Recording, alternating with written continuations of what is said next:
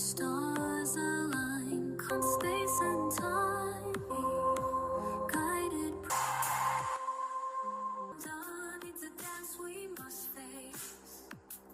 In the chaos, I find my place.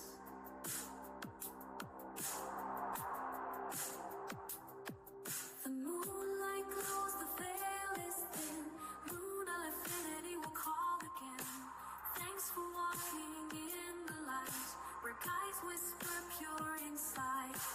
Until we meet, the cards will wait. Mystic whispers guide your fate. With every message our spirits send, for cosmic dreams our souls transcend.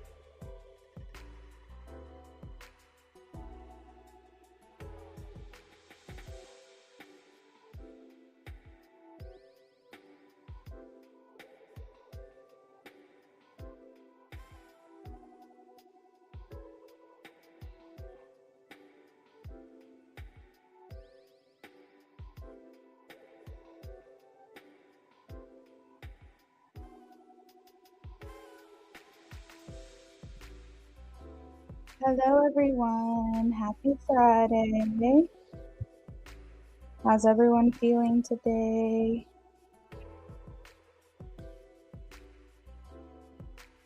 Hopefully, you guys are having a great night. I wanted to let you know that we are also doing spicy messages this evening, spicy readings. These will not be completed during the live stream. They will be emailed to you afterwards. The pricing is in the chat. You can take a look at those if you're interested. I have already gotten some pre-orders for those this evening, so I am going to complete them in time order. And then again, those will be emailed to you. You will get a picture of the cards I pulled, and then you'll also get a summary as well, in addition for your reading. So if that's something you're interested in, you can donate at any time. Just make sure that I know that it's for the spicy messages. It's $15 for spicy details, which I give a summary as to maybe like what's going through their mind, what they're thinking about you, maybe some specific spicy details about maybe what they're thinking or wanting to do with you. And then I also have spicy first person messages. So those are kind of like the channeled messages, the channeled message cards. They basically have like direct messages to you specifically, maybe what's going through their mind. But that one's $20. And then if you want a mix of both decks, it's a little more in depth. and that one is 25. Again, I would need your email if that is something that you're interested in, because those will be completed when I get off the live stream, but you can donate for those at any time. We're going to go ahead and get started on the yes no questions for everyone. Please make sure, if you haven't already, that you like this live stream, especially if you've dropped a yes no question in the chat. If you guys have any questions about the spicy options tonight, please let me know.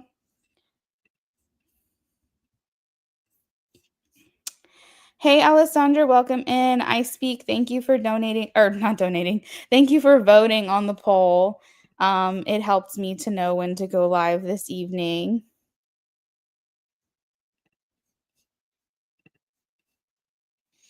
Thank you. Thank you. Blessed, you looks like you dropped a question already, so I'm just going to do that for you. All right, guys. Let's go ahead and get started on the free questions. Thank you for liking the live stream. Very much appreciated.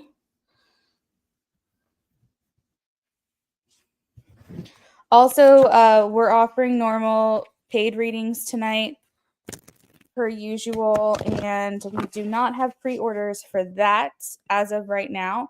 So there's no wait for the live stream. There's only pre-orders for the spicy messages that we have done.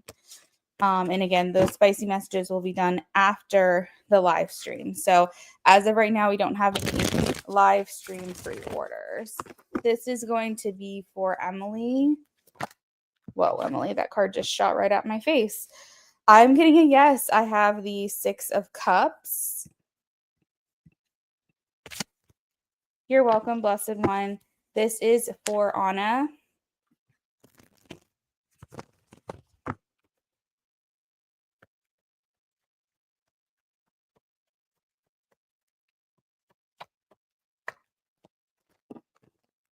Anna, I feel like you're getting closer to your goal. I know that you ask these questions like a lot and only slightly variate them. So I think that whatever adjustments you're making is working. I think you're getting warmer. I have the 8 of Wands. In this specific deck, there's still some things that you'll have to work out or adjustments will need to be made. But I think that you're either going to get close to that goal or you're going to hit that goal according to this card, 8 of Wands. You're welcome, Emily. This is for Margaret.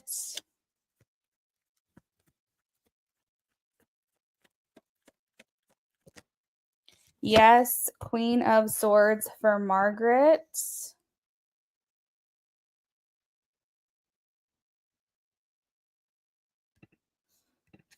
And also happy early birthday or belated, I'm not sure. This is going to be for Teets. You're welcome.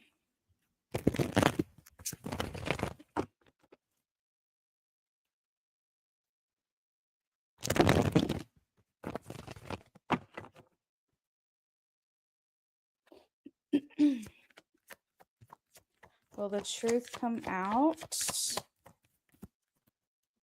No, the devil. It might take some more time. Gabriella.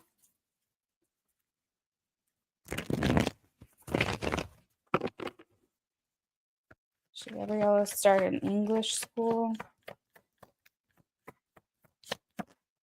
I think you are supported in that. Yes, Gabriella, 4 of Wands.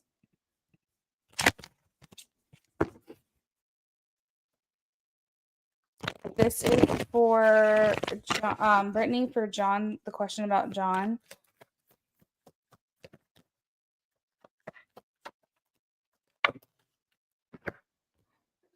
I am getting a yes, Knight of Swords for Brittany.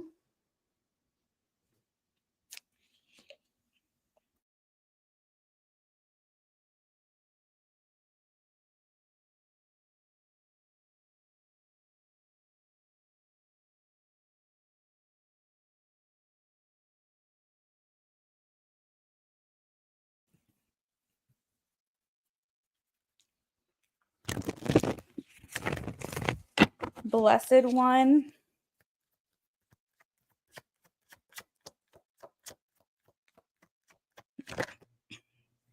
I'm getting a no on that question right now. Four of Pentacles.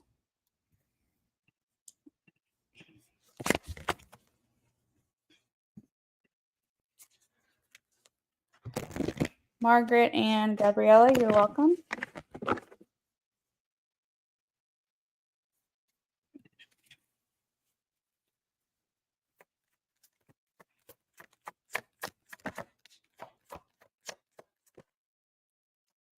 Yes, Alessandra, 10 of Cups.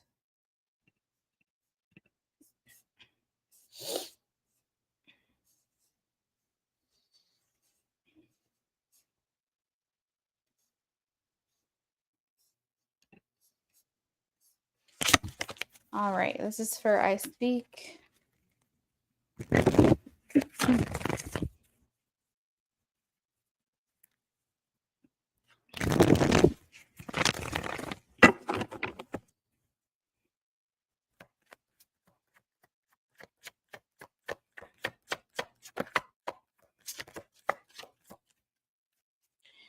Yes, Knight of Pentacles.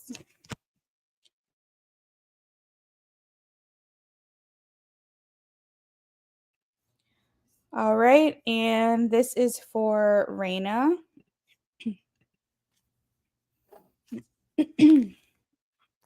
You're welcome, friend.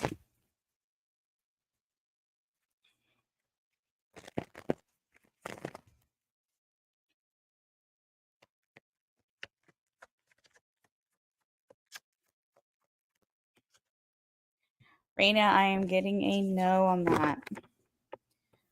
Accepting is one thing, being happy about it is another.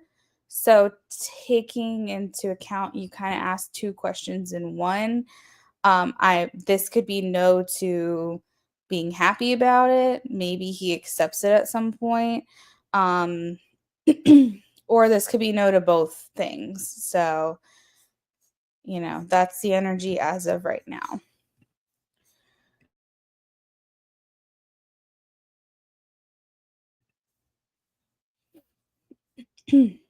All right. Lucinda, let's take a look here.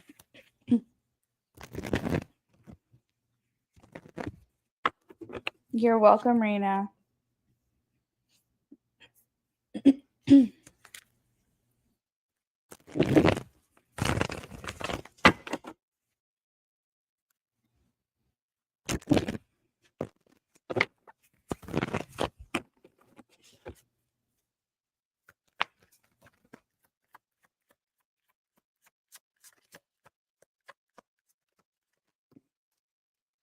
Lucinda, no. The Hanged Man.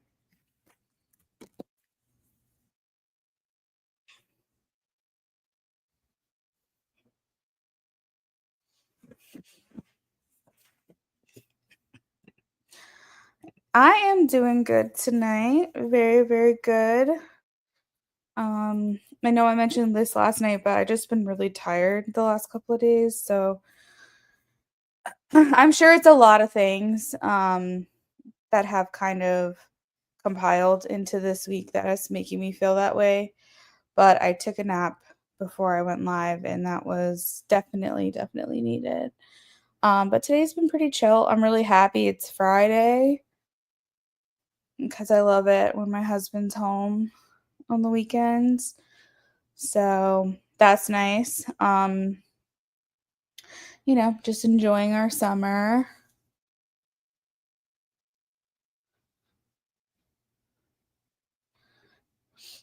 Didn't you say you had a interview today?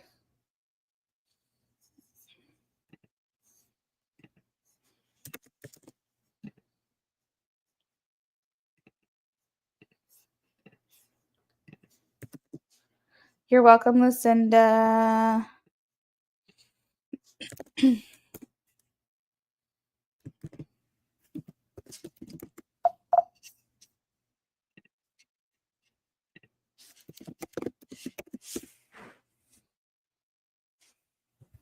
Made some dinner tonight and watched a movie. Ooh, what did you make for dinner?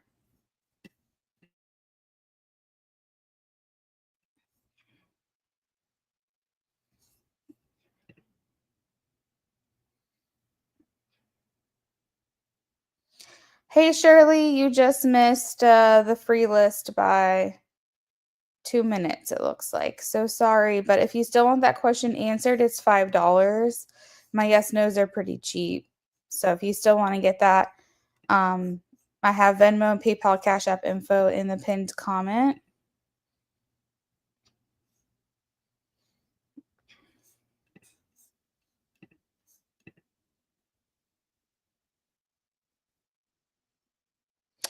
Ooh, you always eat so healthy. I'm over here. I made ravioli last night for dinner and salad, and I'm over here thinking that that was healthy. But then you say bourbon salmon, brown rice, and pinto beans, and I'm like, but that's good fuel for your body for sure. Is it like a more sweet versus savory salmon? I have a hard time getting into fish. I really, really do. And I like savory foods more than sweet, but it sounds good.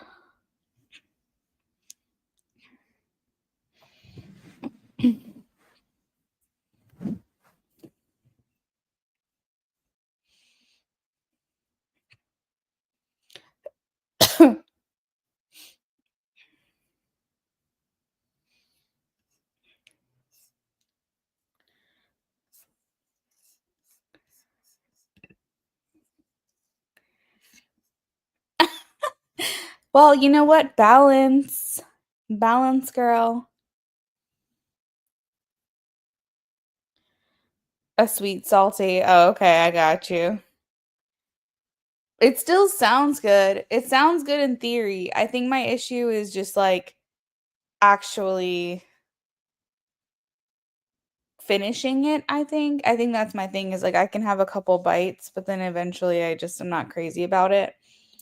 But my sister, ooh, you might like this if you haven't made it already. If you like sushi, my sister will make these salmon bowls. So they're like salmon, rice, avocado, cucumber, um, just like the stuff that you would normally put in like a sushi roll, but she makes it with salmon, and then she will as she's eating it, she'll scoop it into the seaweed paper and just create like her own little sushi bites. But she makes these really good salmon bowls. I can get down with that. I think it's just the salmon by itself, it throws me. Yeah, I don't know. I don't think fish is my thing. Well, see, here's the thing. I've never loved seafood my whole life. When my whole family wanted seafood and they wanted crab legs and they wanted all this stuff, we go to the beach and we go to those restaurants, and I would always get something that wasn't seafood related. But when I was like in my late teens, I started working at Longhorn Steakhouse, and they have really, really great skewered shrimp. And it doesn't taste fishy at all. It just like has a really good flavor. So that's when I started getting into shrimp. So I'm pretty good with shellfish. I'm not crazy about lobster. I've never liked crab my whole life. Started dating my husband about 10 years ago, and every summer he would like crack a little crab open for me, and it probably wasn't until 2 summers ago, as my taste acquired, that I actually started to enjoy it. So now I will eat crab legs and enjoy it, and I will, eat shrimp. Sometimes I'll do, like, a seafood imperial, and I can handle that pretty well, but I don't think I'm crazy about fish. I don't think I ever really have been. But I still will try it, you know, because your taste buds are apparently change every 7 years. So I was thinking maybe I'll always try it and just see if something changes for me at some point, because I know it's so good for you. And I also salmon's really easy to make. It's like one of the it's like healthy and easy. I never tried sushi. That sounds good. Wait, you've never tried sushi before? Yeah, I'm more of like a chicken girl. I love red meat as well. So, yeah, probably not the healthiest. But yeah, I'm more of a chicken kind of person. But to be completely honest with you, I'm not like a big meat eater, period. Like meat for me is optional. It's not something that I'm like craving or I feel like I need in every meal. Um I could honestly take it or leave it. The only reason why I even eat meat in the first place is because certain dishes qualify for it, like chili, um, or like a chicken bake and things like that. And I like it. It's just I could take it or leave it personally. But you need to try sushi. Yeah, I don't do raw we don't do raw sushi either. So that was the thing, like, since entering this relationship with my husband, I now like crab legs and he now likes sushi, but he never liked it before. That's also an acquired taste. My advice would be to start off with something like California rolls where everything's cooked or imitation and it's not raw. And that will give you a feel for what sushi tastes like. And then the way I got my husband into sushi was getting fried sushi. So like shrimp tempuras and things like that. And he really likes that as well. Um Looks like some donations are coming in. Oh, it looks like it's Jazz. Hey girl. I have you down for too many readings. Is that right?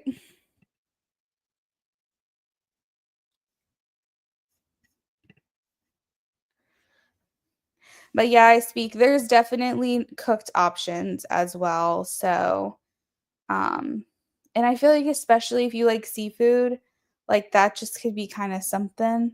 But don't be surprised either if at first you're kind of like, I don't know about this because sushi is an acquired taste. But I promise you, if you get it enough, if you try it enough, you'll be hooked on it and you'll be finding yourself craving it at some point. My husband hated sushi. He hated it. He did not try it until we started dating. And then when he tried it, he was like, mm-mm, not for me. Like, I don't like it. I don't like it. And it was just a matter of like every time I ordered, I'd give him a piece. And I would order different kinds so he could see like does he like more like of a tempura? Does he like more of a California roll? And eventually he got hooked and he was like, "Where has this been all my life?" Something just clicked for him and he just became obsessed. And now he'll get sushi without me. Like he'll go and get it from the store, or he'll order it at restaurants, whether I'm there or not, whether I want it or not. He'll go out of his way to get it for himself. So that's definitely something that takes some time. Ajaz. Okay, cool. So if you haven't already, go ahead and drop your questions and we'll get started.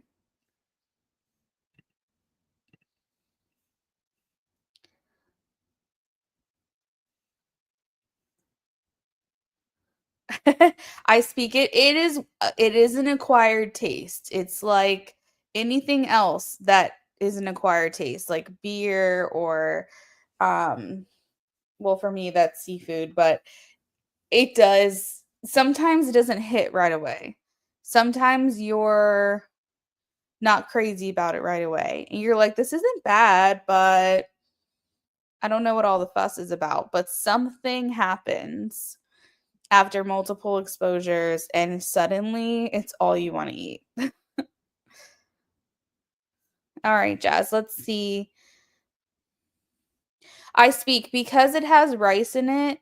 It fills you up. I swear. It's the craziest thing. I know that it looks like a snack, but let me tell you, if you get two rolls, you are going to find yourself full. Like, I promise you that.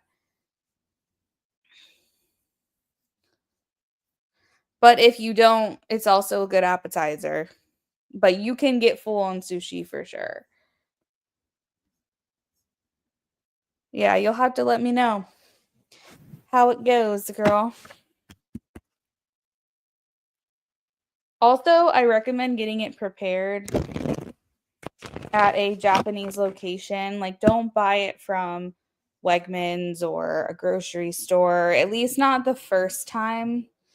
Get it prepared fresh somewhere. Japanese steakhouses are really great for that.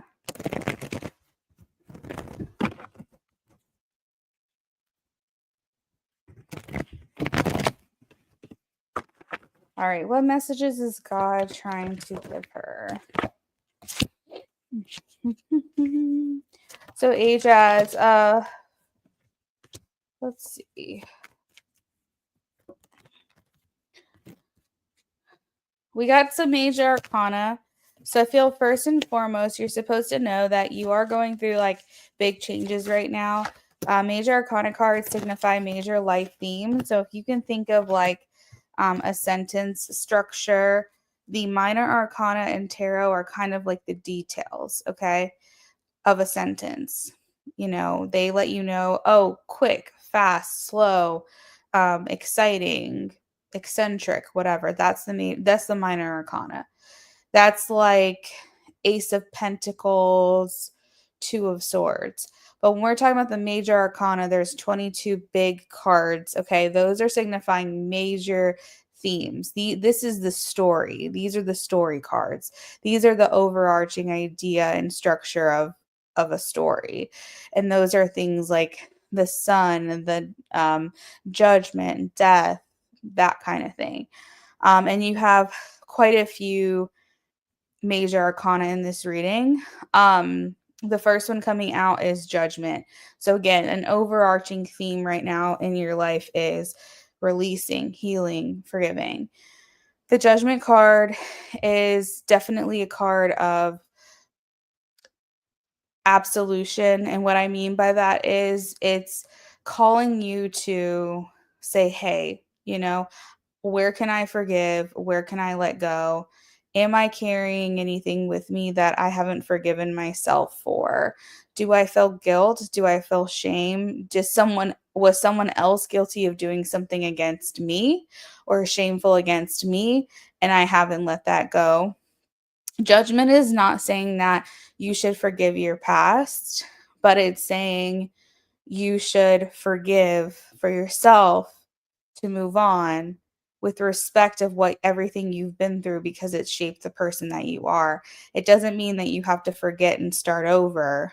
It just means forgive in order to move on and say, I am grateful for the lesson. I'm grateful for, where I've been, where I've come. It's shaped who I am today. But I respectfully leave this in the past. It's basically stating, if you don't want to dwell in a certain energy, if you don't want to hold on to something any longer, or someone, even, or a way of being, or a way of thinking, that you have the right to reinvent yourself and forgive in order to move on. Judgment's very healing. It's a card of rebirth. It's a card of release. And that way you can move forward in a more harmonious kind of way, a more exciting kind of way. You have to forgive yourself. Yeah. So I really, really, really love this card because it reminds us that we are not the choices that we've made, the decisions, the actions, that we can reinvent ourselves at any point and move on. And that also, if someone did us wrong, that's not a burden we should have to carry either. We can set that down and we can walk away. Okay.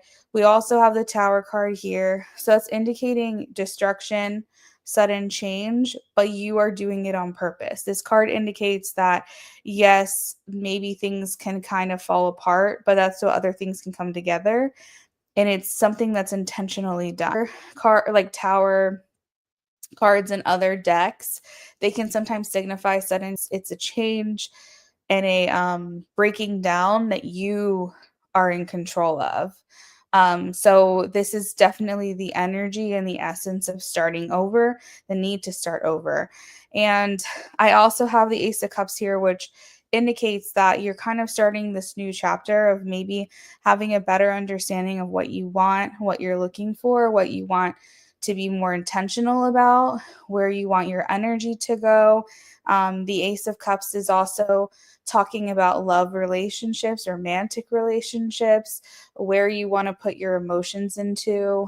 And that also is a feeling of starting over because aces are always new beginnings. I see lots of pages here indicating that you might be rebuilding, kind of like the tower. You might be starting over, you might be moving forward. But eventually you're going to get to where you want to be. Um, Something happened to the connection. The tower, maybe that's the tower card. I think you're going to find more stability and structure in your future moments, okay? I think in the future you're going to find that consistency you're looking for. You're going to find that love relationship that feels more healthy and more trusted, and like you're not having to question everything, and you're not having to question your place or question if you're enough or question why someone isn't willing to give fully to you.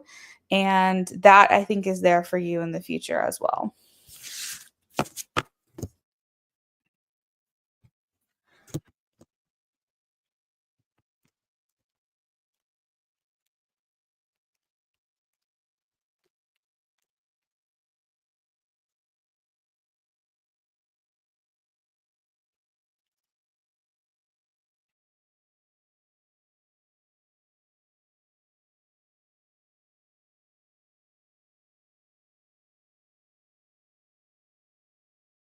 Yeah, I think so, Jazz. I think right now the message is that let's not focus so much on other people.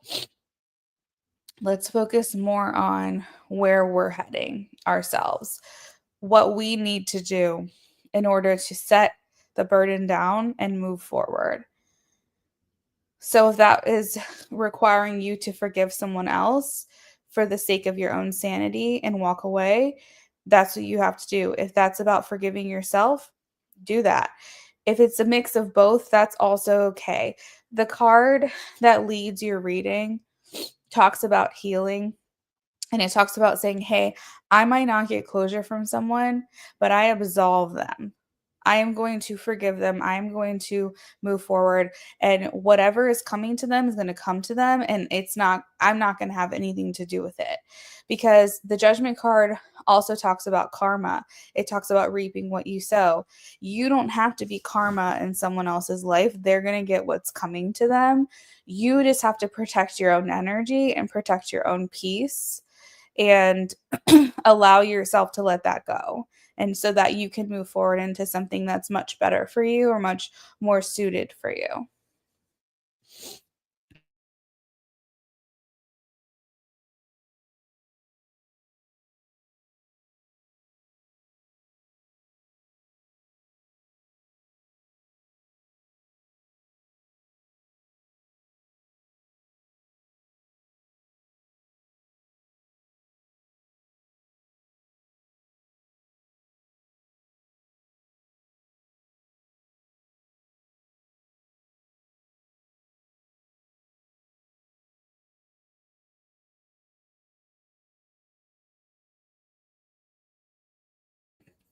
I got to be grounded and find my way. I want to be rooted in a new career I love. Oh, that's awesome. I find that sometimes when I'm doing readings, I'll have like a collective energy. Sometimes it's all in one night. I'm noticing something like a kind of like a synchronicity, almost like a collective situation. Like for instance, some nights it's like a theme of the evening where people are like, I need to break up with this person. I'm noticing multiple people talking about breaking up, and I'm like, wow, that's interesting. And then sometimes it's a theme that runs over the course of a couple of days or a couple of weeks. And I will say you're a part of that collective with the career. I've had a lot of career readings done that I've done recently, where people are looking for more of like what's their purpose, finding that stability that they're looking for. Or, do I take things in a completely different path? Do I find a new passion? Do I start a new career? Just that general theme of like looking for stability within a career has definitely been something like a running theme the last couple of nights. So I feel like there may be this collective shift in people's professions at this time where they're really reevaluating what they're looking for, what they want, how that's going to change for them. And a lot of the focus has been coming off of relationships and more onto their own personal profession, which is a nice change to see as well, because that's meaning that we're trying to better ourselves and not focus so much on what someone else is doing, which is kind of cool. But, anyways, Ajaz, that's what I have for your first question. Let me know what the second question is for you.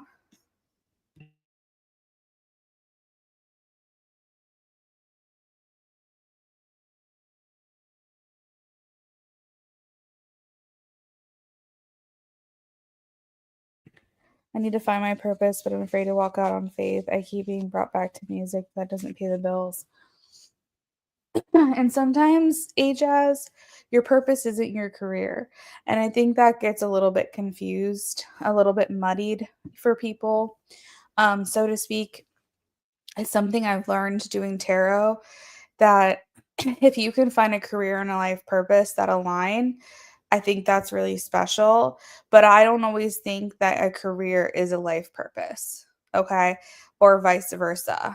Sometimes you can fuse those two energies together. It's something that I'm currently doing. Um, but I don't always think that those go hand in hand. And I think sometimes that gets confused because in our society, your status, your job, your career, people think is the most interesting thing about you. It's like the first thing that people will ask meeting you for the first time. Oh, cool. What do you do for a living? Nice to meet you. What do you do for a living? And for whatever reason, that seems to be the priority question to get to know someone. And like I tell people, what I do for a living is probably the least interesting thing about me. Um, and I think that because people are so like focused on career and what you do, maybe because that's where you spend a lot of your time. I don't know why, but I also think it's a way to kind of judge someone else. If you find out someone's unemployed, you immediately have a stigma attached to you. Or if you, are a lawyer, you immediately are boosted up to a certain hierarchy, you know? Yeah. So, I think that because society puts so much emphasis on what you do for a living as something that is such a priority, even though it shouldn't be, people try to find their passion within their life purpose. And that paired with, I want to enjoy what I do. So if it's my life purpose, then I will enjoy it. I just think find something you're interested in. Find something that's remotely less boring than any other job. And if that happens to align with your life purpose, then great. You know, maybe, maybe, or maybe let your career be the vehicle that funds your purpose. So if, for example, music is important to you, let your career fund that hobby, fund that passion, fund your life, and then do the music on the side. And if somehow it can fuse together, one day, I think that's great. But I don't think you should be putting the pressure on yourself to be trying to make that happen. He said, "You know what? I'm thinking it's the same thing." Wow, you've got a point. Yeah, it's not. It's not. It can be completely separate things. And that's a lot of pressure to put on yourself too.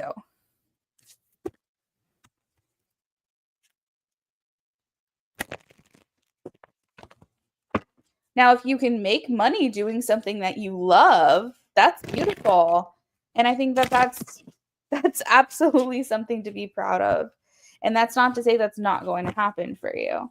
I just don't want you to feel that pressure to have to feel like you need to do both.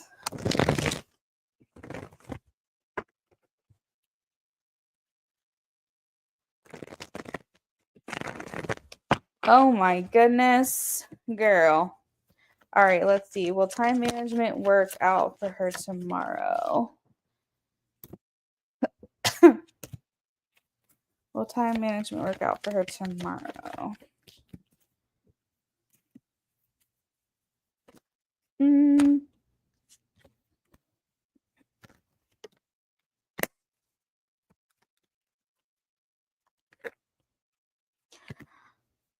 I think you'll make it work, Ajaz. Um, I think I think trying to do both is going to make it less enjoyable for you. Um, it might be fine for the people who are having the birthday parties. Um, because maybe there's gonna be other people there to kind of entertain them. But I almost feel like for you, it's gonna be disappointing. I almost feel like you're gonna be so focused on running about and trying to get to both places that it's gonna be less enjoyable than if you were to just stay in one place. Hi, Jasmine, welcome in. Um, and just like say, okay, you know what, screw it, so sorry to the other party, but I'm just going to stay put and really just enjoy myself. So you will make it work. Yes, Four of Wands is here. You'll be a part of both celebrations. But this is going to be a burden for you, Ten of Wands. Okay. And this, you'll also have to temper yourself a little bit too, because if there's any kind of like alcohol, drinking, whatever involved, you're going to have to still keep your wits about you. So you're not really going to be able to indulge in a lot of different ways. Because you're going to be so focused on that quote unquote time management. So I feel like this is more stress on you, less enjoyable for you.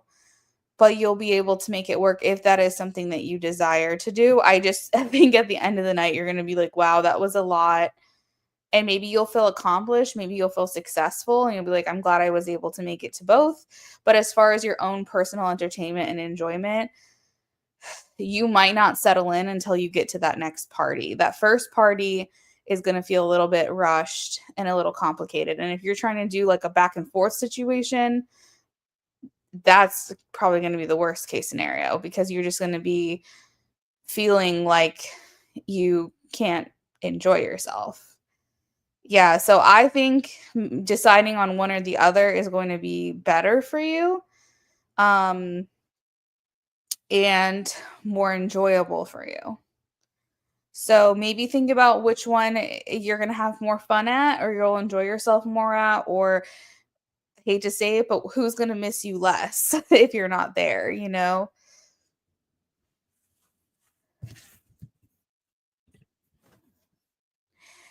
Jasmine, I got your donation. You will be next, okay?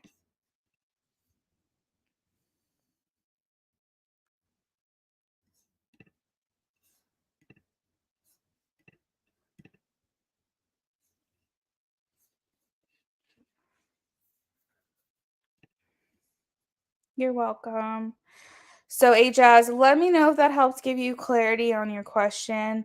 I just want you to be able to enjoy yourself. And I worry trying to spread yourself too thin is going to have the opposite effect. And in addition to that, because there's two parties where there's going to be people at both, it's like your presence is definitely desired, but it's not going to make or break the party. So is it worth it to you to try to do both and feel like you're spread very thin, or just stick with one and really enjoy your time?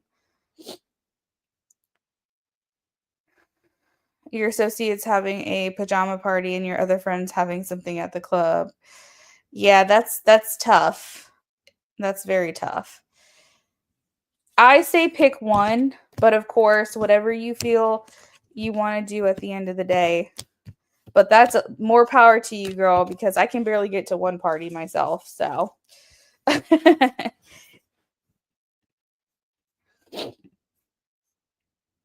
yeah, I think so. I think sticking with one would be the best bet.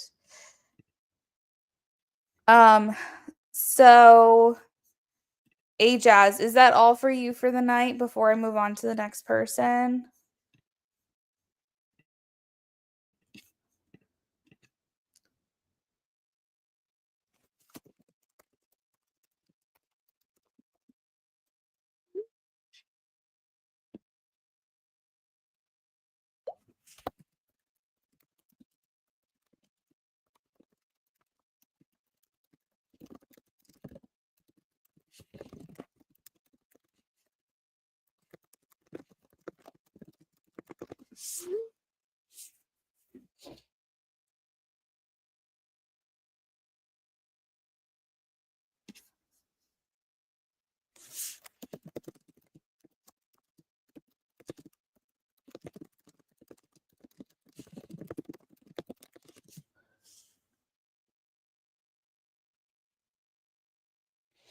Okay, that sounds good, Jazz. It just came through. So let me know whatever your question is whenever you're ready.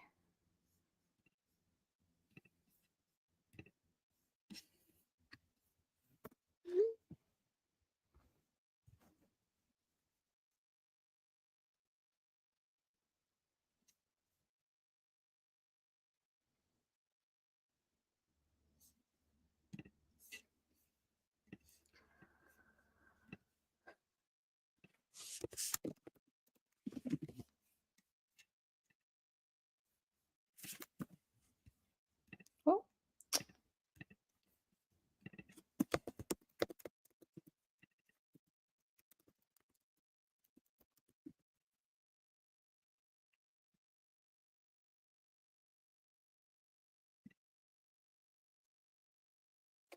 I also wanted to let you guys know that we are doing spicy options tonight.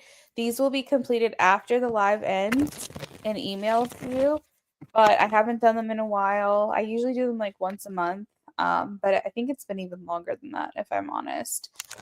So we have a couple options, and Nightbot just posted the pricing in the chat. So if that is something you're interested in, um, you can donate for that, and I'll get to those. I've already got a couple pre-orders for those this evening, so it might be a little bit of a wait, but I'll get those to you as soon as I can tonight. And all I need is your email. You can either put those in the donation note, or you can email me and let me know that you donated for it. I can reply to that email. All right, so this is for Jazz. Will there be a new romantic interest coming forth? Let's see. We'll say over the next. My generals are usually within the next 3 months, so we'll say within the next 3 months.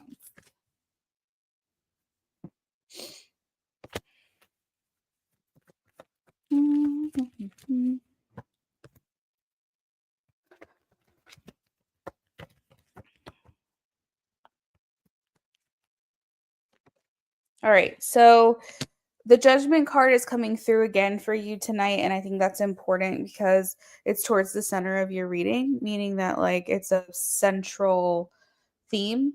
Um, and so I think this is all contingent upon you releasing. Do you remember I was talking about like the forgiving and all of that? That how soon this person comes in is contingent upon the work that you put in. Um, I see here with the Four of Swords that this is going to be more of a quieter time for you for love. It doesn't mean that some flirtation and things like that's not going to come in, but as far as being like a true romantic interest for you, probably not in the next 3 months. However, that could change depending on how much work you're really willing to put in for yourself, really allowing yourself to release those things, those people, those things, whatever it was that you were feeling in that first reading that we did for you tonight. I think that you could bring this person in sooner. They are saying that the time frame is a little loose. It's more about the absolution. It's more about the judgment. It's more about the forgiveness, making the right decisions and allowing for yourself to move into that newer energy, that newer space. Um, I have the Seven of Swords here. I'm trying to figure out what this is about. The Seven of Swords can sometimes talk about like before you find or before you move in on a love interest, they want you to find someone that you feel like you can be completely authentic with. Okay. So the Seven of Swords is usually someone who kind of hides parts of themselves. They don't really like to be super vulnerable right away. They probably will put their best foot forward, but the deeper, more intimate parts, those are things that other people have to earn. So if you can relate to that, that is coming through for you. And it talks about like in order to feel fully authentic, fully yourself, it's something that you do in private, something that you admit to yourself or in your deepest inner thoughts, but it's not necessarily something that you show to someone right off the bat. So a good indicator for you if someone is the person for you, the love interest that you're looking for, is how comfortable do you feel with them right away? How much of yourself do you think that you can reveal to them immediately? Just because of how familiar or comfortable or even vulnerable they are with you, that makes you feel like you can show up more authentically and you're not hiding any parts of yourself. Obviously, trust is earned. Obviously, you're not going to be like 100% yourself until you really get to know someone. But can you be quirky? Or if you have a quirky personality, if you have a jokey personality, if you are a little awkward, can you show that to them right away? Or do you feel like you have to mask? Okay, that's like the Seven of Swords. Do you feel like you have to be something that you're not? And that's going to be like the true indication, if this person is right for you and how quickly they're coming in for you. So, to overall answer your question, I do feel impending love interest. I was feeling that in the first reading, specifically with the Ace of Cups. I just got to be real with you. But how soon they're coming in for you depends on the work that you decide to put in on yourself first. If you just continue down this path and really take your time with it, maybe you're focused on other things, for example, your career, then maybe not in the next 3 months. But if you're really willing to let the past go and you're really willing to cut ties with certain people, certain thought patterns, certain like habits and things, and you're really willing to step into that newer energy, I think you can bring this person in pretty quick, maybe even before the end of the year. So, yeah, I mean, there's definitely someone here. I have a Queen of Swords energy, so it's like maybe an air quality about them, air like personality. It could even be like a Gemini, Aquarius, or Libra. It's like in their big three, or they could have like heavy air influences, like a stellium or something, in their chart. Or you could meet them during those seasons. Maybe you could meet them during Libra season, for example. But there's definitely something here with that. I think this person's very intelligent and logical. And a lot of times, like a Queen of Swords is someone who has been through a lot, but maybe you can relate to that. And maybe you guys can break down each other's walls a little bit and kind of bring warmth into each other's lives and hope and things like that. And the Queen of Swords, I think, is someone who's like a truth teller. So I think that you'll always get like the truth out of this person. You're not really going to have to wonder too much what they're thinking because they're just going to be honest with you about it. Um, and then there's like a little bit of energy here of like expansion, meaning that there's a lot of room for growth with this person. So it could potentially be your next serious relationship that leads even into something longer or long term. But that's really all I can get for you right now with with the cards I pulled. But that is what I have for you, Jazz. Let me know if you have any questions about anything I said.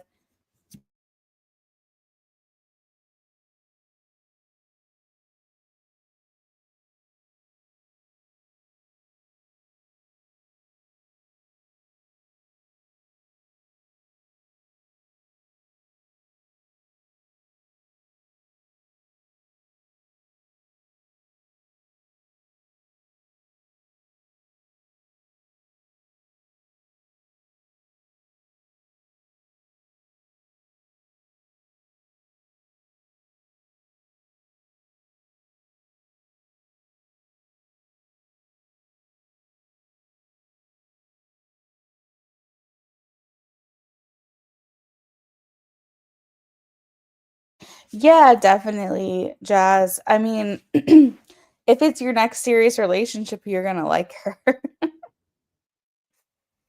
You're welcome, Jazz. I hope you have a great rest of your evening. Also, just remember Queen of Swords. Just in case you get readings from other people, if this person keeps popping up, sometimes spirit likes to do that, is like kind of have the same card be brought forth in readings that you get across from multiple readers.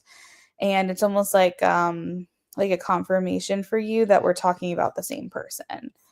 So it can just be an archetype, but it's almost like a sign or something. So if you get readings from other people and they're pulling Queens of Swords, then maybe we're all talking about the same person.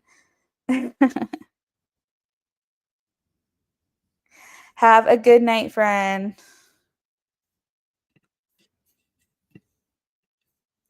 All right. So next on our list, we've got Jasmine. Jasmine donated for an in-depth reading.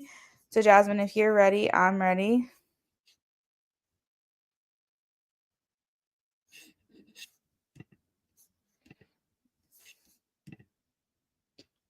Yeah, just keep it in the back of your mind in case it resonates in other readings for you. Thank you. Oh no, Jasmine's starting a sentence with so. Okay, looks like you're going to give me some details.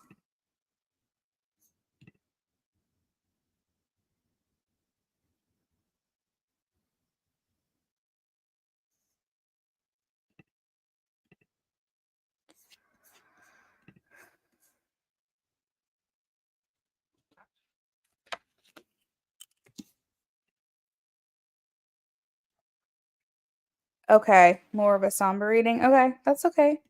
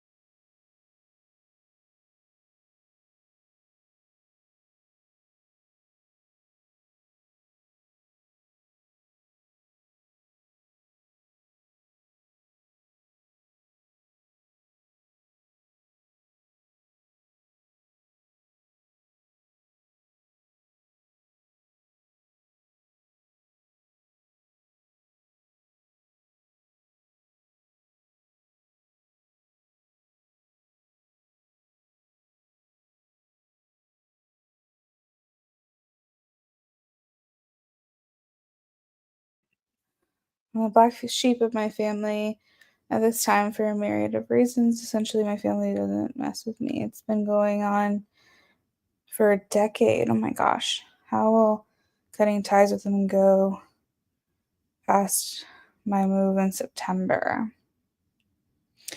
Okay, so clearly there's been conflict ongoing for a long time. Um, Almost like they disassociate with you, or maybe you feel a little estranged from them. And when you say cut ties, you're saying you're making the official intention to remove yourself from relationships with them. Is that correct? Like essentially, like you're not trying any longer, you're just moving forward with your life.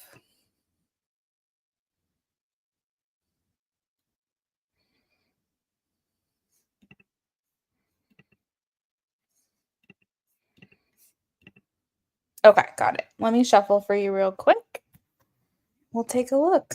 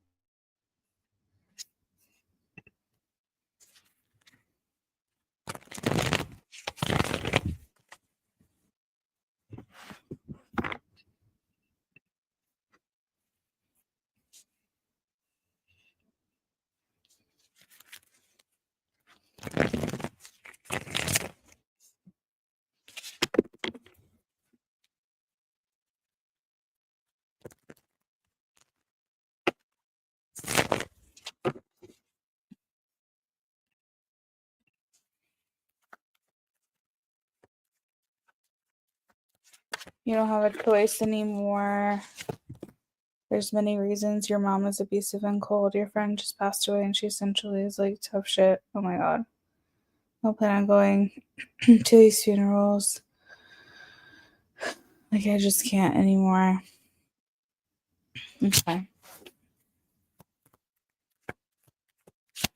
How will cutting them go past the move in September?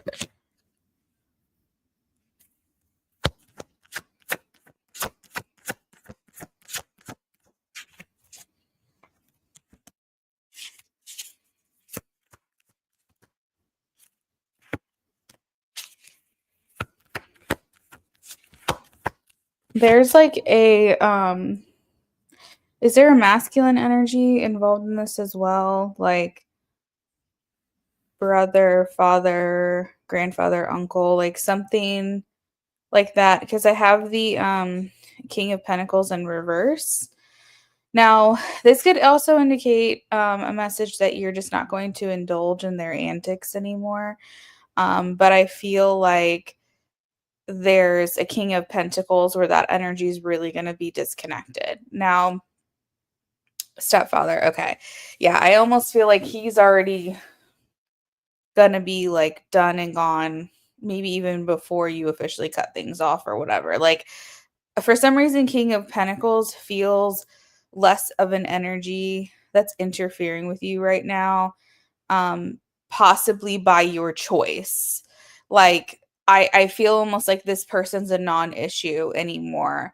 The Queen of Swords coming through as your mom, I think that's going to be a harder energy to disconnect with, but I still think that you can do it.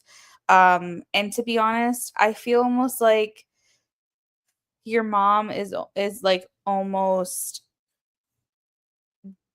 disconnecting herself from you already. Like, if that makes sense, because the Queen of Swords can sometimes be a pretty cold energy, just very blunt, someone who has a very sharp mouth. um you know, and the thing is kind of what I was saying with Jazz in the last reading, is that this is the energy of someone who will tell you what they're thinking. They will tell you the truth. But the negative side of a Queen of Swords is someone who's very cutting with the way that they speak. That basically the things that they say can come across very sharp and very offensive, but they're telling you the truth.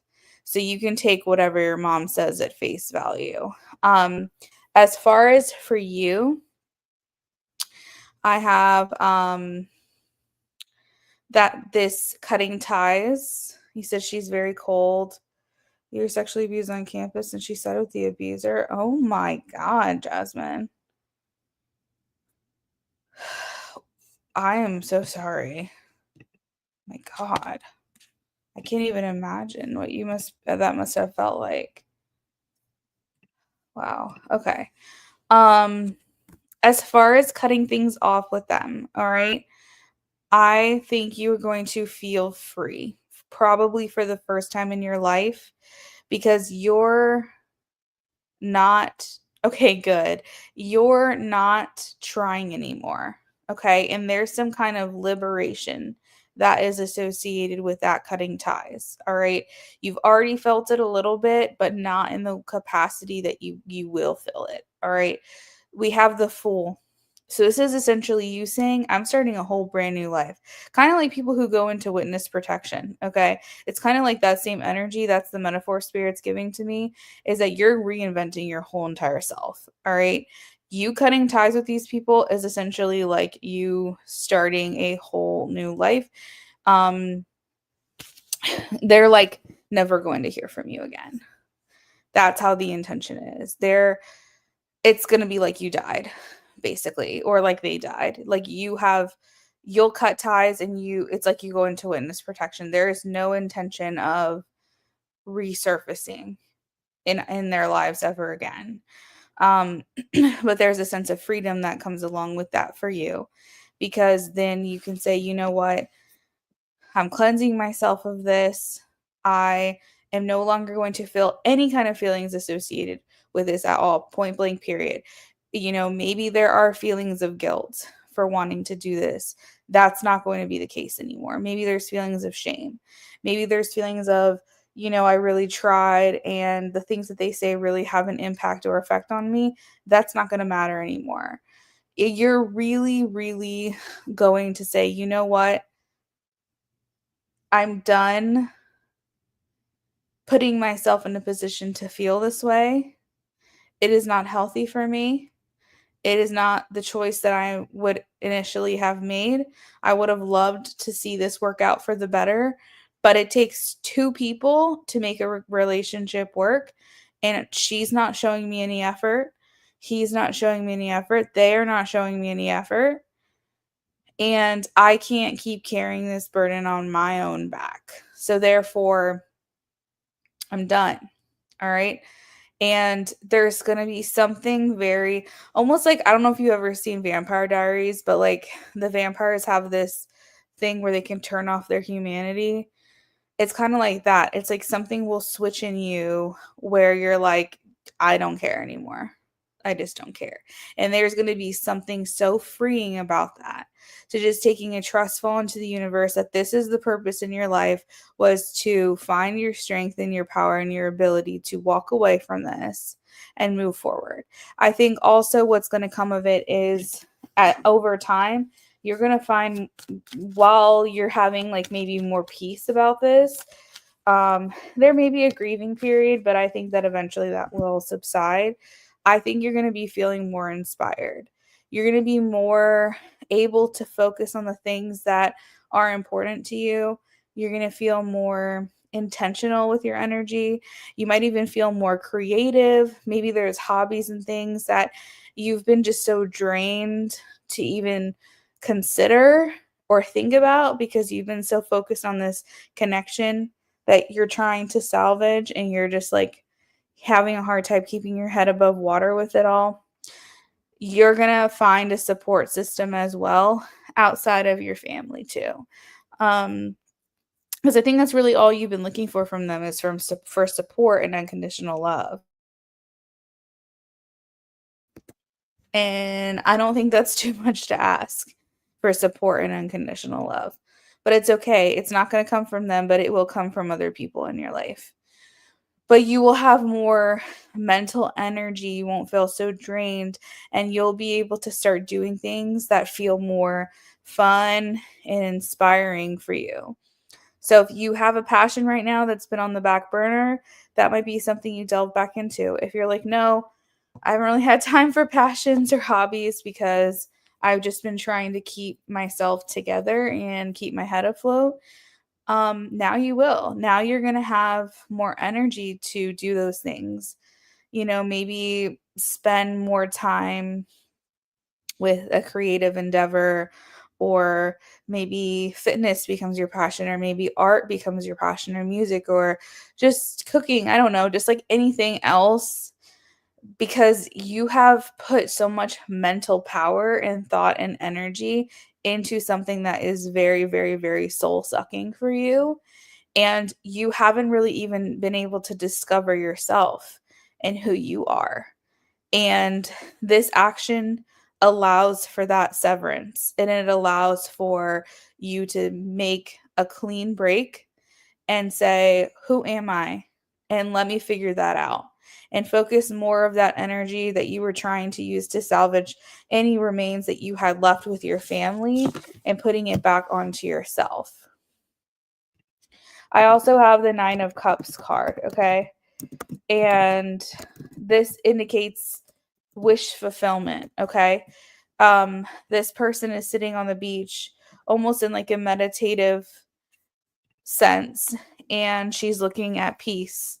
Um, she's feeling more one with nature.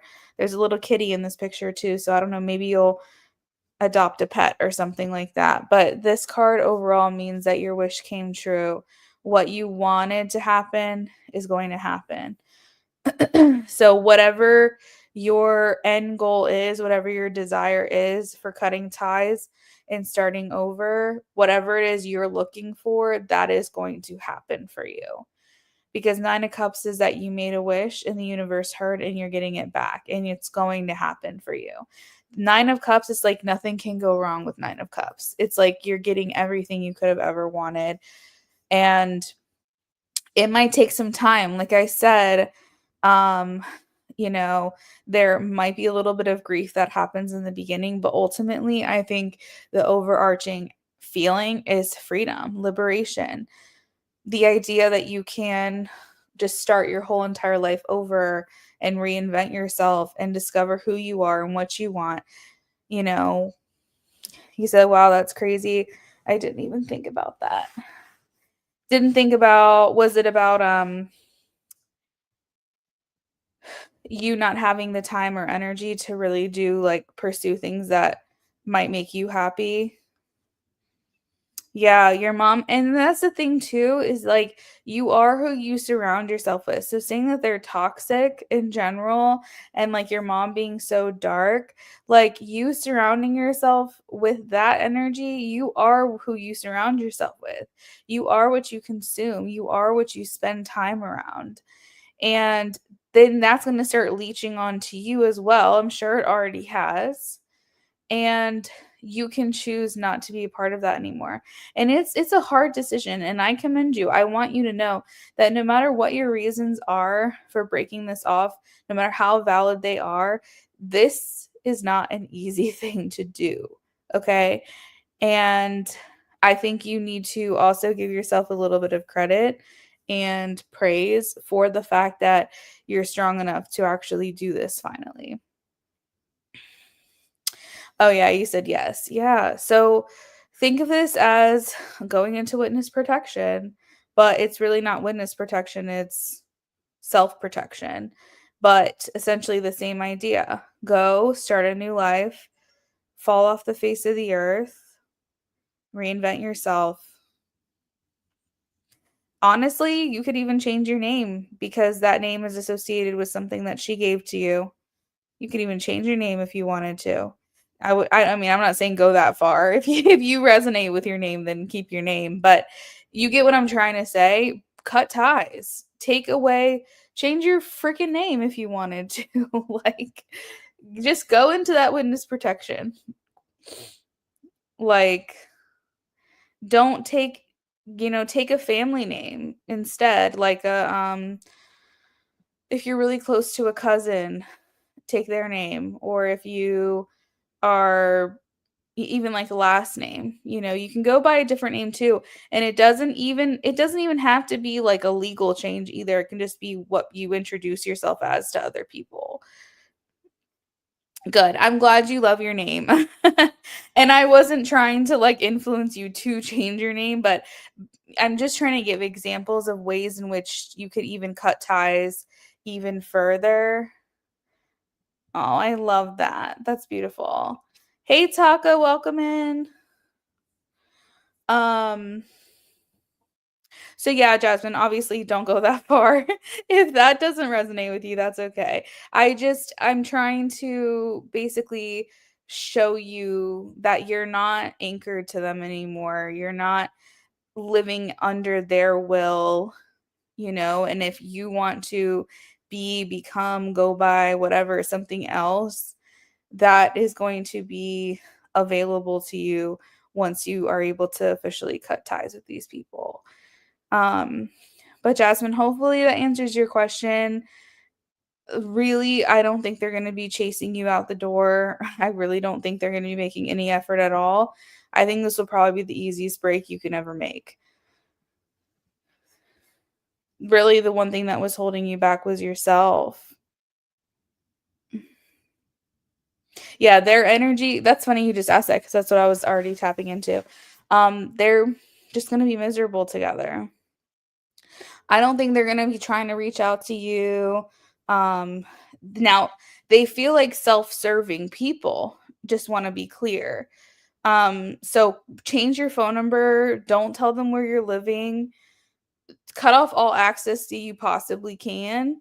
Um, so that way you don't have to worry about their self-serving nature coming back and trying to get something out of you, because I don't think they're going to chase you for a relationship, but it's possible that they might try to come and quote unquote collect. meaning that if there's something that's going to be self-serving for them, like they need help with something or they need financial help, or if they're, trying to get something out of you emotionally, then that might be something that comes up. But like I said, I don't think they're going to chase you out the door. I don't think they're going to try to stop this from happening. But their energy is very like self-centered. So if you really want to make sure that they keep their distance, just do what you can to stop them from having any information about you whatsoever. Posting early.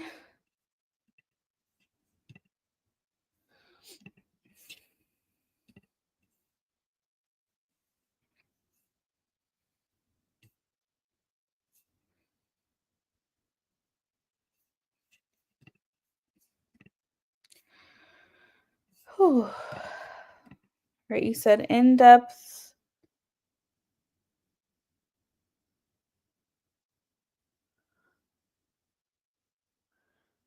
Oh, and spicy. Okay, perfect. So I'll do the in-depth reading for you here, Taka, while you're still here with me. And then we'll do the spicy after this. I was saying that I do have um a couple pre-orders for the spicies. So I'm going to go in time order, but you'll be put on that list and then I'll get that sent over to you when I can. He said, "Oh well, that's terrible. That's so sad but good. Thank you." Yeah, you're welcome. Okay. So donated for one more in depth. All right, what's your next question?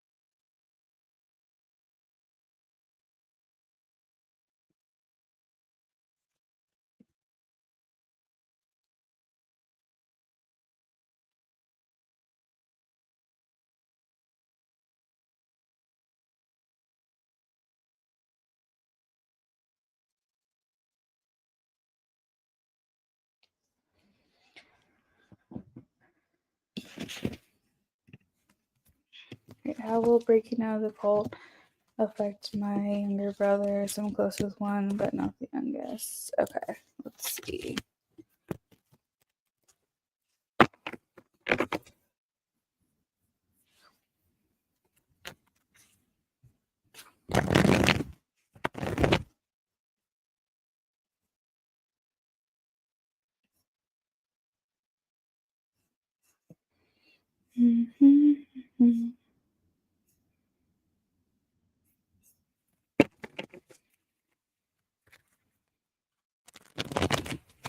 Aw, that's okay, girl. No worries. That's what I like to do. Not necessarily, I don't like to tap into bad energy, but I like questions like this. I really do. I enjoy, of course, like love questions and things. It's what I specialize in. And if people want to know like life purpose, their career, pregnancy, whatever, I'm down to do it all, girl. But it's things like this that really make me feel like I'm helping, I guess, to make a difference in a very big way. And that's why I do what I do. So even if it feels heavy for you and hard for you, you don't have to worry about it translating over to me because I'm good, I'm protected. Um, and we can transmute this dark energy into something positive.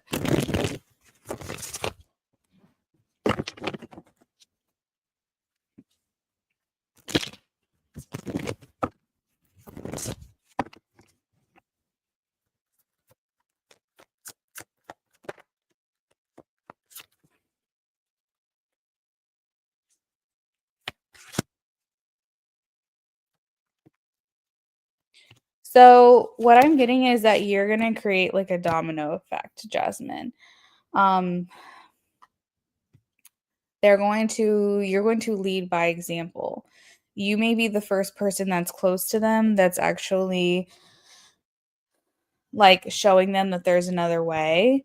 And I feel like while they're going to have to do things in their own time, I feel like this will have a ripple effect into them and their future.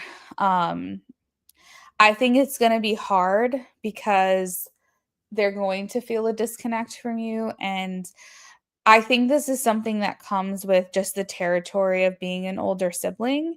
And I can relate to that, to be honest. I am the oldest of five. Personally, my two youngest brothers are from my mom's current marriage, and I am 16 years older than one of them, and I'm 18 years older than the other. So I think that it's kind of hard being like the last ones in the house. You know, you're watching your older every single like the older all the siblings that you had that were living with you or spending time with you or being around you and part of the family, and then like they're leaving one by one by one. I think this is a common theme that happens no matter what. um and they kind of feel like they're the ones that left behind. You know, I've seen videos and things like that where it's like everyone talks about the oldest and everything that the oldest had to go through, but nobody talks about the youngest when everything is quiet and there's less and less family around every single day. That's just common. But for you specifically, I feel like it's almost like that plus, you know, there's not that protection because for whatever reason, Jasmine, I feel like, you know, you, again, I'm going to use your word, myriad of reasons, have kept yourself connected to this family. But maybe a good part of that is because of your brothers. So, um, this is a hard decision overall, and I think that it is going to be hard on your younger siblings. I think they're going to feel like, where is my protection gone? And, you know, older siblings are usually the shield for things like this.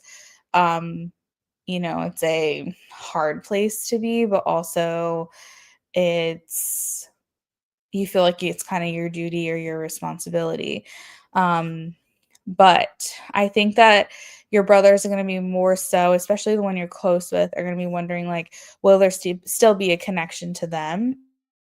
So if you're able to still maintain a relationship with them and make this decision at the same time, I think that it's important you stress that to your brother, or brothers, that you may not have access, or like other people may not have access to you. However, they still will. Um, what was I going to say? But back to what I was saying in the beginning is that this is going to cause a ripple effect or a domino effect. Okay. You're almost starting like a cycle breaking situation where I feel like, again, they're going to take their own time with it. But I think that you are going to be setting an example for them for what needs to happen and where they need to go. It may take them a shorter amount of time to figure it out. It may take a longer time to figure it out, but they're going to see what you did. And don't be surprised either if your parents try to um sever your guys' connection. So you guys need to have some kind of like, they might try to use that to hold over your head or hold that against you. Um, so you need to have like this code word with your brothers or something like that, like where they can meet you if they need to physically meet you somewhere, where you guys can connect.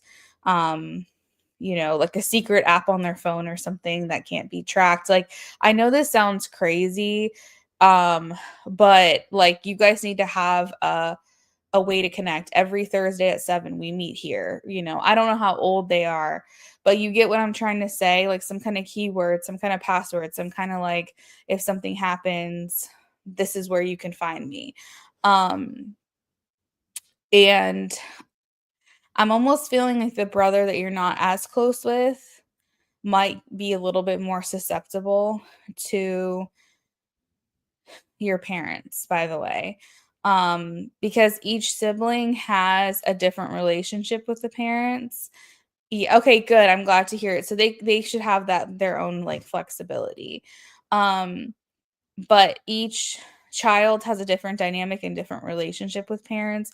I feel like the youngest is the most susceptible to your parents' influence. However, if your brothers are close, even if you're not close to both of them, you're only close to the one or closer to the one. Um, I still think if your brothers are close, you will still have an influence because the decision that you make, the brother you're close with will follow suit. And because the two brothers are close, then the youngest one might also follow suit. So I think that your actions are going to be very pivotal. And I think it's going to be really important, these things that you're doing, um, and how it will affect them. Um, I feel like the two main things to get out of this reading are organizing communication, making sure that you understand a way or you have a way in place to keep in contact with them. And so that way your parents can't really influence them because you're still maintaining that contact. But your little brothers are going to feel a little bit more vulnerable, which hopefully pushes them out of the situation a lot faster than you. Um, but again, there's that domino effect that I keep, and the messages are repeating. So I think really this is all you need to know. But I think that you're starting something right now. And I think that it's something that they will follow you with in their own time.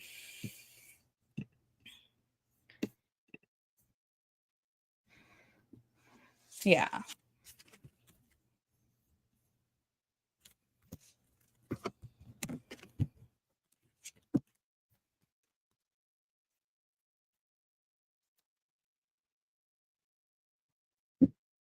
I'm glad to hear they're in their 20s because that means they have a little more autonomy being an adult. I was thinking that they were even younger than that, so that's a good thing.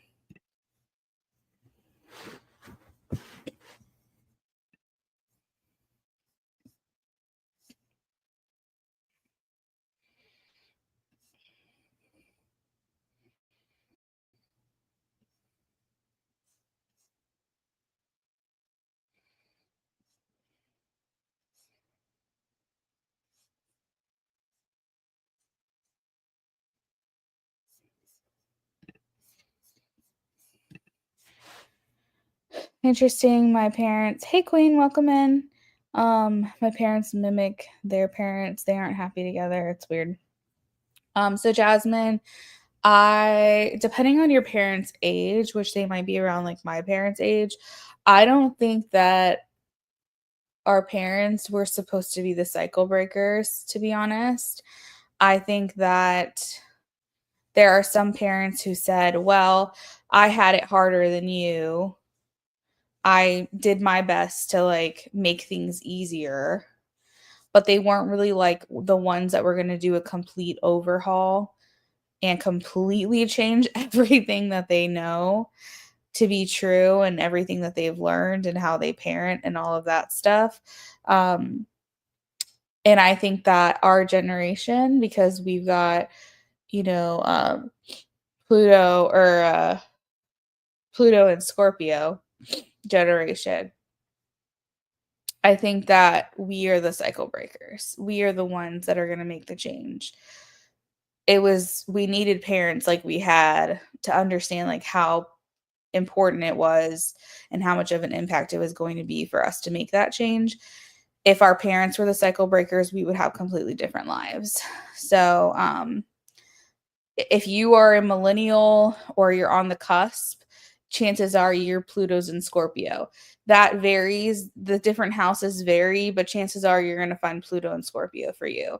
And that is the ultimate transformative generation. Um, I think it spans like 10 or 15 years. Like if you were born, actually, I can Google it really quickly. Hold on.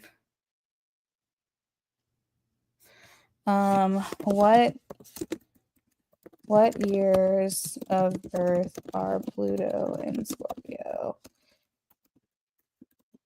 generation? All right, so if you were born between 1983 and 1995, you're going to have Pluto and Scorpio. And that is an intense transformation and change in dynamics of power, um, in the unconscious. It's a sign associated with depth, intensity, and hidden things.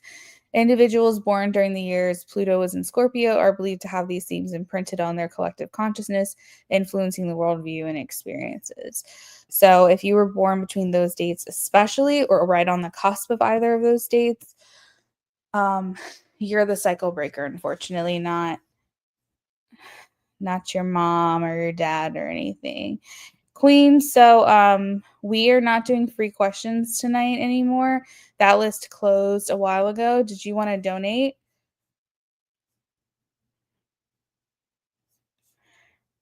Your Pluto's in Sag, is that what you said?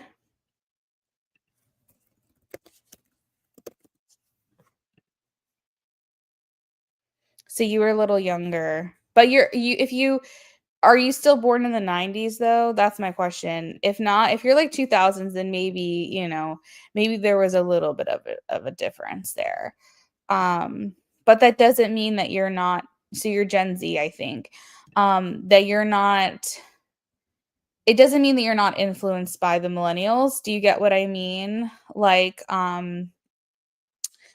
you still have that in you, especially if you're born in the 90s. There's still going to be some of that there.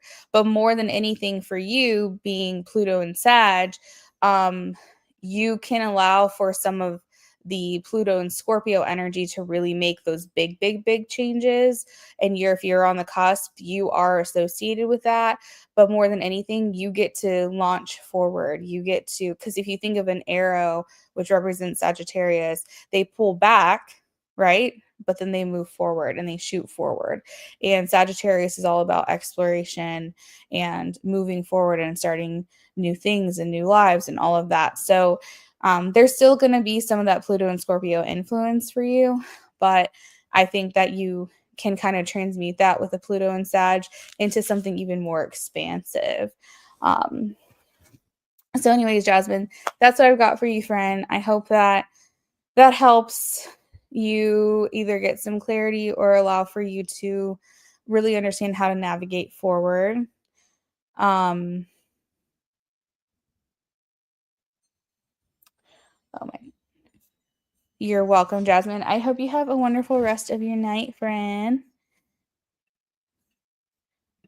All right, guys, give me a quick second.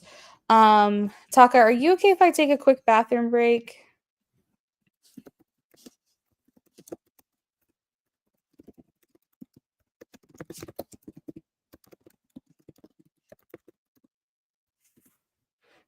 It gives you so much clarity. You're welcome. I'm so happy I was able to help you tonight.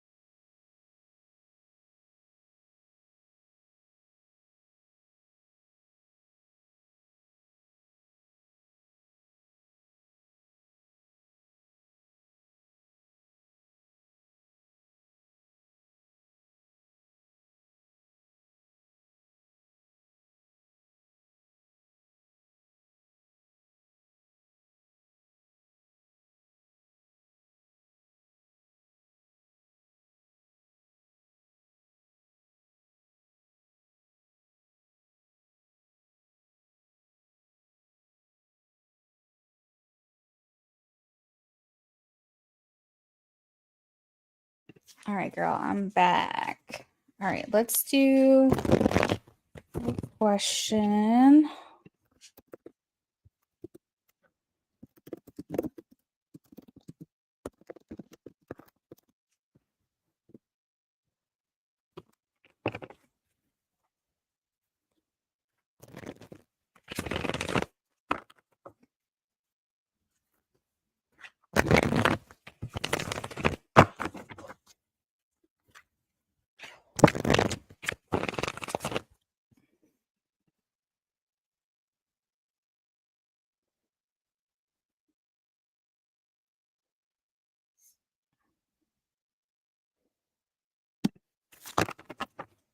All right, days of coming actions after vacation.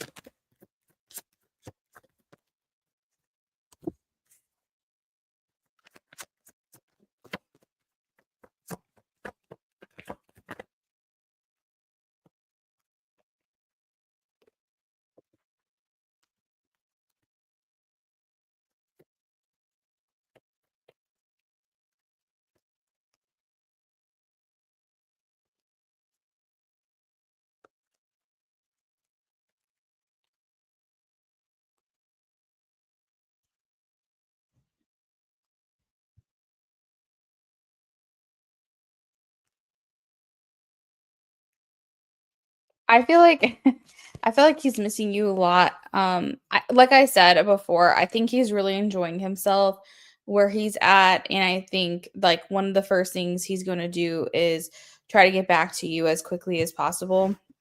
Um, it almost feels like there might be a little bit of obstacles when he comes back, maybe just because he has work to catch up on or something like that. Where he's feeling like he's got a like he almost comes back and feels not like necessarily overwhelmed, but maybe a little bit because I think that there's someone who's supposed to be helping kind of manage things while he's gone. But I think that he kind of comes back to a lot to address. And I think that can maybe potentially delay a little bit his wanting to see you. If he has to hit like multiple locations, he's going to probably try to put yours at the top of the list, but if there's some kind of dilemma or something going on, he might have to address those things first. So I almost feel like there's almost like this eagerness and what do I say, like eagerness, and there's just some kind of determination to get to see you when he comes back, but feeling like other things are coming up or getting in the way. So if for whatever reason he says, okay, I'll see you on Monday, that could potentially be pushed back a little bit, whether the time of day gets pushed back or the specific day gets pushed back. I feel like there might be somewhat of a little bit of a delay. Where that is concerned. But the main objective for him is to come see you. I feel like while he's been away, he's like, I feel like he likes having stuff to talk to you about. And I feel like this really gives him a lot to communicate with you because maybe sometimes things in your conversations, while it's really exciting, it can sometimes be a little dry because maybe you guys kind of talk about the same things all the time. And he's kind of looking for like something new to bring in. So to be able to share his vacation, the things that he did, the things that he saw, maybe even like pictures or something. Like he's just really excited to kind of have something new to talk to you about from the vacation itself. And then also, I'm seeing you're typing something. Hold on. You said lots of catching up to do. Oh my god, yes. I've been trying to help out his obligations while he's gone, but one of his stores having so much drama right now. Oh my god. Like staff drama at one of his locations. That will not surprise me. That does not surprise me literally at all. Um I mean, they better keep it in check though cuz they might end up getting fired. But anyways, um and again, that will be something else that he can talk to you about too. So I think he likes having something to share with you, but he wants it to be while you guys can talk about work and stuff, and that always is going to be interesting, especially if there's drama surrounding it. It's not showing you who he is. It's not showing you like parts of his personal life. And I think that's where the vacation comes into play, is him being excited to share something that personally happened to him, not work related, that he can share. And I feel almost like he just doesn't really have a life outside of work. It seems to be like that's his main pride and joy and also obligation. And so he's not going to be the kind of guy that was going out to the club till 3 a.m. Like he's not going to have anything really fun and personal to share in that way. I feel like his life pretty much revolves around work. So, being able to have some other element, from something that has nothing to do with work at all, and being able to share that with you is a lot of fun for him. He's a workaholic, right? Um, like you, but you're getting better. Good. I'm glad to hear that. So, yeah, I mean, that's the thing, is that he doesn't mind having these topics of conversation with you that are work related, but it feels kind of impersonal. It feels kind of like work. Do you know what I mean? And in order for him to feel closer to you and feel like your connection is progressing, like we want to share personal anecdotes about our lives. We want to share about our dogs or our pets or our family or where we grew up. Like we want to get to know each other on a personal, more deeper level. And I feel like, with that being said, if your whole life surrounds work, there's not really much more to communicate about that. So it makes him feel closer to you, I think, whenever sorry, I lost my train of thought. Whenever he is able to talk about things that have nothing to do with y'all's job. Um, let's see. He might even show you pictures and things. You said hopefully he partied. Yeah, I mean, maybe so. Maybe, I mean, he needed to kind of let loose a little bit, you know? Um, let's see. I also am Pentacles, which a lot of times has to do with gift giving. Do not be surprised if he comes back with a souvenir for you. I don't want you to expect that, because I obviously don't want to like let you down, or you be disappointed if he doesn't bring something back. But that is what that card means. So either there could have been intentions to get you a souvenir and he ended up not finding anything, or he does bring something back for you. Um, let's see. Another reason why there might be a delay in him getting to you as soon as possible is because when he does come back, he wants to make sure that he has adequate time to spend at your location. And if he feels like, so it's kind of like he feels torn. Um how do I say this? He wants to see you as soon as possible, but when he comes to see you, he wants to spend time there. All right. So he might get to the point where he's like, you know what? I just got to see her. I just want to stop by and say hi, even if it's for 5 minutes. But what he's really looking for is, let me get all the bullshit out of the way. So that way, when I do go to her store, I can actually spend time there and have conversations about my trip. And like how the week has been for her, and checking in on her store and stuff like that. So, that might be another reason for a delay. But what will be really funny is if he stops by even for only a few minutes, and then is like, I'll be back later this week and really we can really talk, because that's going to show you that he just needed to get to you. He just really needed to get to your store. Even if it was like in passing on his way home, he just wanted to see you. And I think that's even cuter, in my opinion. But he really is trying to find a collective amount of time where he can um be there for a longer period of time, which might be again later in the week, even if he comes back earlier in the week. He said, if it does happen, I'll definitely let you know, though. Yes, please let me know. I think the day he gets back, you're off work that day too. Oh, dang. Well, I guess he's just gonna have to miss you for a little while longer. Yeah. No, that's cool. That's cool. But yeah, I mean, just overall, his actions are excitement, really trying to filter through the BS so that way he can come see you. There might be an impromptu stop by just because he's very like longing, I guess, to talk to you, see you, whatever, after being gone for however long it was. Um, and sharing something with you, whether it's anecdotes about his trip or pictures or a gift or even all the above. So he's just, I think, oh, he was enjoying himself while he was gone. But I think, again, he's a workaholic. He's ready to kind of get back into it. He likes his routine, I think, too. And I think that he feels more proud, more um what is the word? Needed, maybe more needed, more important, when he's working. So he likes that feeling. He's gonna want to kind of get back into the groove again. Um, so yeah, but I think it was a fulfilling time for him while he was away.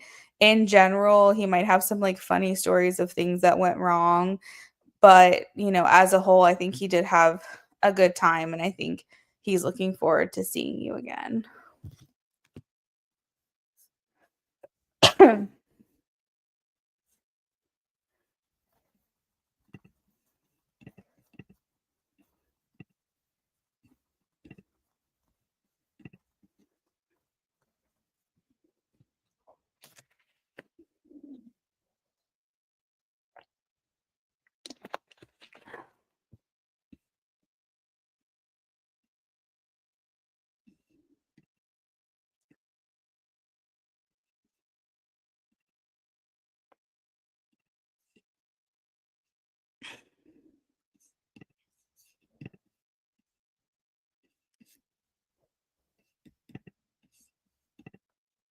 You're welcome, Taka. Okay, so like I said, I've got a couple pre-orders for spicy.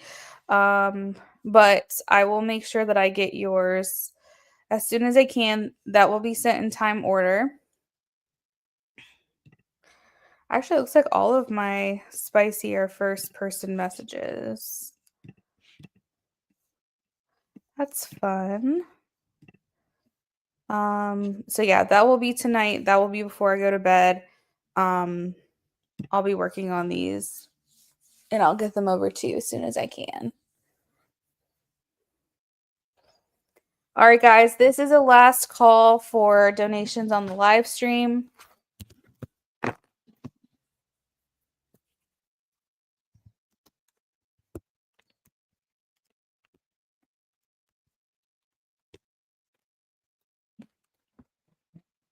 You're welcome, Taka. Have a great night.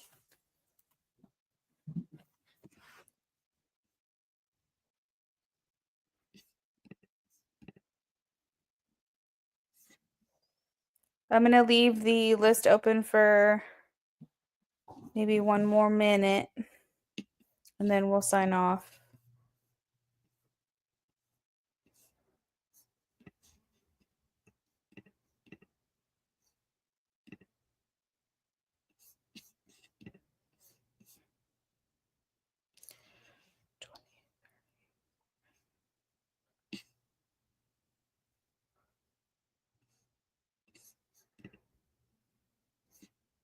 Thanks, girl.